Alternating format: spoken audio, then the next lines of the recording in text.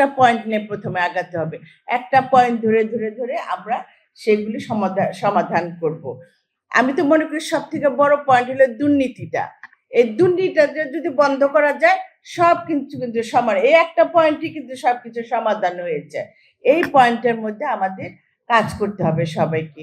শুধু পুলিশ প্রশাসন বা ডিসি সাহেবের উপরে দায়িত্ব দিলে হবে না, আমাদের নিজেদেরও দায়িত্ব আছে। আমরা যে যে ডিপার্টমেন্টের দায়িত্ব পালন করছি, যে যে অবস্থানে আছি, এলাকা যারা সুধীজন যারা আছেন তাদেরও কিন্তু দায়িত্ব আছে। সবাইকে সম্মিলিত প্রচেষ্টায় কিন্তু এই দুর্নীতিটা সরানো যাবে।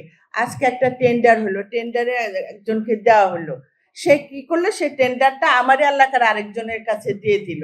তখন সে কি করে, এই যে কাজ যে স্লো হয়ে যায়, এটাই তো কারণ।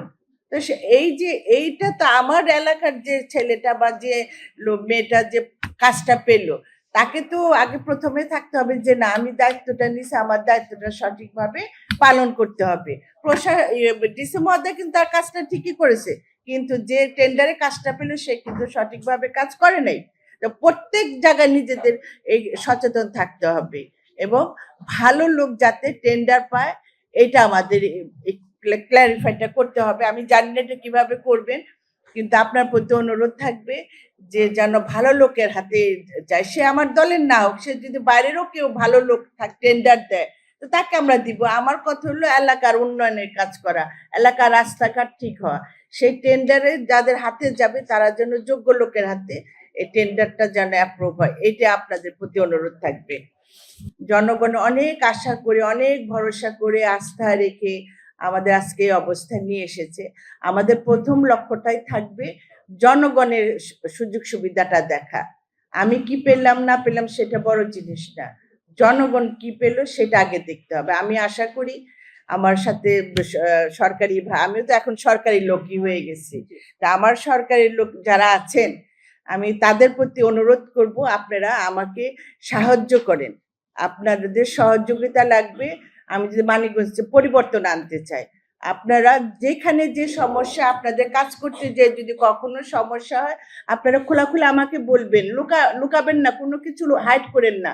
কারণ হাইড করলে অনেক কিছু আমি বুঝতে পারবো না, ডিসিশন নিতে পারবো না। আপনারা আপনারা হয়তো চিন্তা করুন এটা বললে আবার মন্ত্রী মহোদয় কি মনে করবে, না, আপনারা আমাকে ওপেনলি কথা বলবেন যে ম্যাডাম এই কাজটা করতে হচ্ছে, এবং অনেকের নাম এখানে তো ওপেনলি উচ্চারণ করতে পারবেন না, আপনারা আমার সাথে আলাদাভাবে বসবেন, তার নামটা আমাকে বলতে হবে। তো আমার তো দুষ্টু করছে শূন্য গোয়াল তো ভালো, তো সেইটা আপনাদের বলতে হবে আমাকে, যেহেতু আমি আপনাদের একজন অংশ হয়ে গেছি, পার্ট হয়ে গেছি, সুতরাং আমাকে সবকিছু জানতে হবে এবং এই প্রত্যেকটা সরকারি অফিসের মধ্যে একটা সুন্দর দুর্নীতিমুক্ত প্রশাসন যেটা বলে সেটা তৈরি করতে হবে, যেটা আমাদের মাননীয়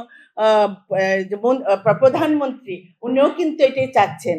উনি কিন্তু বারবার একটাই কথা বলছেন যে দুর্নীতিমুক্ত বাংলাদেশ গড়তে চাই।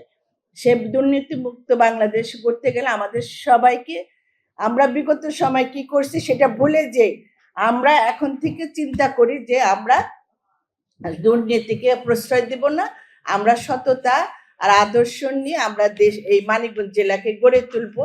এটাই আমাদের সবার ভিতরে এই প্রতিজ্ঞাটা থাকতে হবে। এই ফসলের জমিটা যেন নষ্ট না হয়, এটা কিন্তু অনেক ইম্পর্টেন্ট। অনেক গরিব মানুষ আছে যারা কান্নাকাটিও করতেছে, যার ফসলের জমিগুলি কেটে নিয়ে যাচ্ছে। এই বালু যারা কাটে তারাই তো করছে কাজটা। হ্যাঁ, এইদিকে এইটাও আপনাকে কঠিন হস্তে দমন করতে হবে। আর সার বিতরণ ডিলার সামনে আসতেছে, যারা যোগ্য লোকরা যেন ডিলারশিপটা পায়, প্রকৃত লোকরা যেন পায়, সেদিকে খেয়াল রাখবেন। এখানে আমার কোনো নিজস্ব লোক নাই, আমার কথা হলো যে এলাকার জন্য ভালো, দেশের জন্য ভালো, জেলার কথা যে চিন্তা করে সেই আমার লোক, সোজা কথা।